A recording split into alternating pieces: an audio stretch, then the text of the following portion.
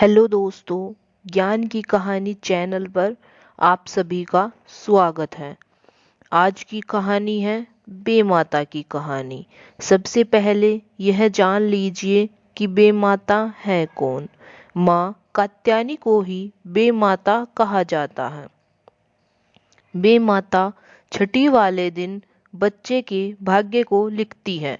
उसी के अनुसार मनुष्य को अपने जीवन में जो सुख दुख हैं उनको भोगना पड़ता है। बेमाता की कहानी उनकी बेटी की कहानी है। बेमाता है, जन्म लेते ही किसी के भाग्य में भी क्या लिख दे किसी को नहीं मालूम। बेमाता ने खुद की बेटी के भाग्य को ही फोड़ दिया। जो बेमाता है वो हर रोज अपना बही खाता लेकर कुछ न कुछ लिखा करती थी और पास ही पड़ी मिट्टी से कुछ न कुछ बनाती और बिगाड़ती रहती। तो एक दिन जो उनकी बेटी थी उन्होंने उसे देखा और वो बोली, माँ तुम यह क्या करती रहती हो, क्या लिखती रहती हो, कभी इस मिट्टी को बनाती हो तो कभी बिगाड़ती रहती हो। बेमाता कहती है, बेटी मैं बेमाता हूँ, मैं मनुष्य के भाग्य को लिखती हूँ। उनके जो कर्म हैं उनके अनुसार उनके भाग्य में सुख दुख को लिखती हूँ और उसी के अनुसार उनको अपना जीवन जीना पड़ता है। अच्छा या बुरा मैं ही उनके भाग्य को लिखने वाली हूँ। तो बेटी सोच में पड़ गई और बोली, माँ तुमने मेरा भाग्य भी लिखा होगा। बेमाता कहती है, हाँ बेटी मैंने तुम्हारा भाग्य भी लिखा है। बेटी बहुत खुश हो गई क्योंकि वो सोच रही थी कि मैं तो इनकी बेटी हूँ, इन्होंने मेरा भाग्य तो बहुत अच्छा लिखा होगा, बुरा होना या दुर्घटना होना मेरे भाग्य में तो हो ही नहींगा क्योंकि मैं तो इनकी बेटी हूँ। मेरे भाग्य में तो मेरी माँ ने चांद तारे लिख रखे होंगे, सुख ही सुख होगा मेरे भाग्य में तो खुश होकर छोटी सी बच्ची पूछने लगी, माँ बताओ ना तुमने मेरे भाग्य में क्या लिखा है। यह सुनकर बेमाता चुप हो जाती है। छोटी सी बच्ची फिर से पूछती है, माँ बताओ ना तुमने मेरे भाग्य में क्या लिखा है। तुम तो मेरी माँ हो, तुमने मेरे लिए तो बहुत अच्छा ही लिखा होगा। बेमाता बेटी को कोई उत्तर न दे पाई क्योंकि उसकी बेटी के भाग्य में तो बहुत ही बुरा था, उसका जो भाग्य था वो दुर्भाग्य था। फिर बेमाता कहती है, बेटी मैं कुछ दिनों के बाद तुझे इसका उत्तर दूंगी, मैं तुझे बताऊंगी कि मैंने तेरे भाग्य में क्या लिखा है। तो छोटी सी बच्ची खुश हो गई और बाहर जाकर खेलने लगी। वे माता सोचती है छोटी सी बच्ची है, कुछ दिनों के बाद अपने आप ही इस बात को भूल जाएगी। परंतु कुछ दिनों के बाद फिर से वो बच्ची पूछती है, माँ बताओ ना तुमने मेरे भाग्य में क्या लिखा है। बेमाता फिर से उसको कहती है कि बेटी मैं तुम्हें कुछ दिनों के बाद बताऊंगी कि मैंने तेरे भाग्य में क्या लिखा है। तो फिर वो छोटी सी बच्ची कहती है, ठीक है माँ फिर बता देना। वो फिर चली जाती है। ऐसे करते करते वो जो छोटी सी बच्ची है वो हर रोज माँ से पूछने लगती है। तब बेमाता तंग होकर कहती है, ठीक है जब तू 18 साल की हो जाएगी तब मैं तेरे प्रश्न का उत्तर दूंगी। अब जो छोटी सी बच्ची है वो सोचती है कि मैं कब 18 साल की होंगी तो मेरी माँ मेरा भाग्य बताए, वो इंतज़ार करती है। और जब वह 18 साल की हो जाती है तो वह माँ से कहती है, माँ बताओ ना तुमने मेरे भाग्य में क्या लिखा है। माँ आज तो आपको बताना ही होगा, नहीं तो मैं अनजल त्याग दूंगी। अब बेमाता के पास कोई रास्ता नहीं बचा। बेमाता अपने दिल पर हाथ रखकर कहती है, बेटी तेरे भाग्य में लिखा है कि तेरे जो शादी है वो तेरे ही जन्मे बेटे से होगी। यह सुनते ही बेटी गुस्से में आकर कहती है, माँ तूने तो मेरा भाग्य ही फोड़ दिया, तूने तो मेरा जो संसार है उसको ही उजाड़ दिया, तू माता नहीं डायन है। यह कहकर वह गुस्से से घर से बाहर चली जाती है और मन ही मन यह ठान लेती है कि मैं भी अपने भाग्य को बदल कर रहूंगी, मेरी माँ ने जो मेरा भाग्य में लिखा है उसको मैं बदल कर रहूंगी। परंतु ऐसा कब हुआ है? जो भाग्य में लिखा है वो तो होकर ही रहता है। गुस्से में भरी हुई बेटी जंगलों में रहने लगती है, वहीं कुछ खाकर, फल फाल खाकर वहीं पर अपना जीवन बिताने लगती है। उसने सोच लिया है कि मैं शादी ही नहीं करूंगी। जब शादी ही नहीं करूंगी तो बेटा कहाँ से होगा, और जब बेटा ही नहीं होगा तो मेरी शादी कैसे मेरे बेटे से हो सकती है। तो उसने प्रण लिया कि कोई भी आदमी उसके निकट नहीं रहेगा, वह अकेले ही अपना जीवन बिताएगी। तो इस तरह से वह अकेले ही रहने लगी। परंतु भाग्य का लिखा हुआ कौन मिटा सकता है? जो भाग्य में लिख दिया उसके साथ ही हमें जीना पड़ता है। एक दिन दोपहर का समय था। साधु महाराज जी ने दरवाजा खटखटाया। अंदर से बेमाता की बेटी आती है और कहती है, कौन है? तो साधु महाराज जी कहते हैं, बेटी मैं साधु हूँ। बेमाता की बेटी कहती है, हाँ बोलो क्या काम है आपको? तो साधु महाराज कहते हैं, बेटी मुझे बहुत दिनों से प्यास लगी हुई है, क्या तू मुझे पानी पिला सकती हो? तो जो बेमाता की बेटी है वो कहती है, ठीक है मैं आपको पानी पिला दूंगी, लेकिन मैं अपना मुंह नहीं दिखाऊंगी आपको। तो वो साधु महाराज जी कहते हैं, ठीक है बेटी। तो बेमाता की बेटी कहती है, आप अपनी आंखें बंद कर लीजिए, मैं पानी का मटका बाहर ही रख दूंगी।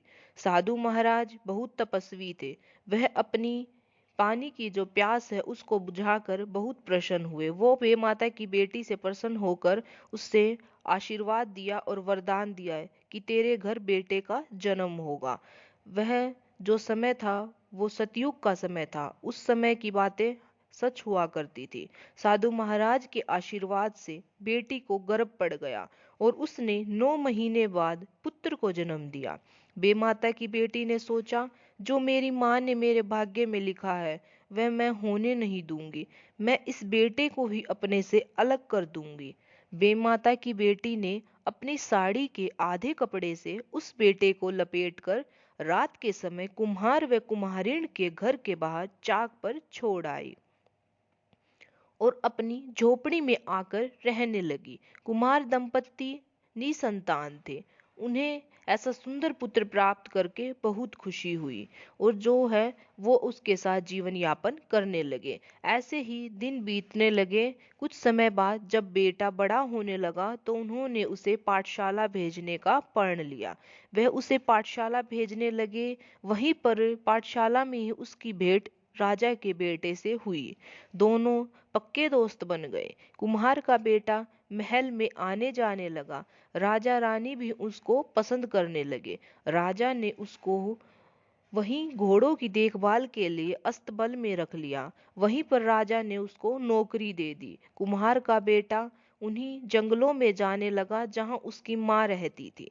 जो कुम्हार का बेटा था वो जंगलों में घोड़ों को चराता और उसी कुटिया के बाहर बैठ जाता जिसमें बेमाता की बेटी रहती।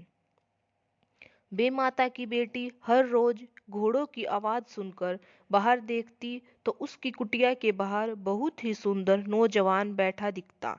उसका आकर्षक बहुत ही सुंदर था। उसे देखकर जो बेमाता की बेटी है उसके मन में भी प्रेम जागने लगा।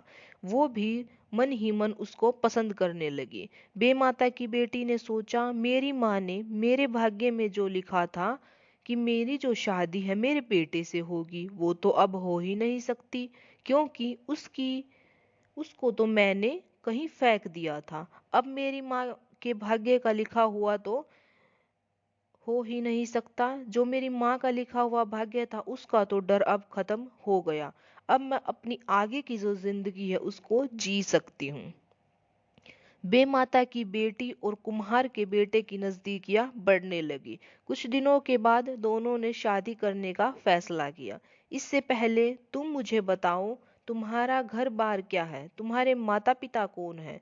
कुम्हार के बेटे ने कहा, मैं कुम्हार का बेटा हूँ और राजा के यहाँ नौकरी करता हूँ। इसके बाद जो बेमाता की बेटी है वो निश्चित हो गई। वह सोचती है यह तो कोई कुम्हार का बेटा है, मेरा बेटा तो हो ही नहीं सकता। तो वह खुशी खुशी उसके साथ शादी करने को तैयार हो जाती है और उसको अनुमति दे देती है। और जब कुम्हार का बेटा घर आकर अपनी माता पिता को यह सब बातें बताता है तो उसके माता पिता भी शादी के लिए हाँ कर देते हैं।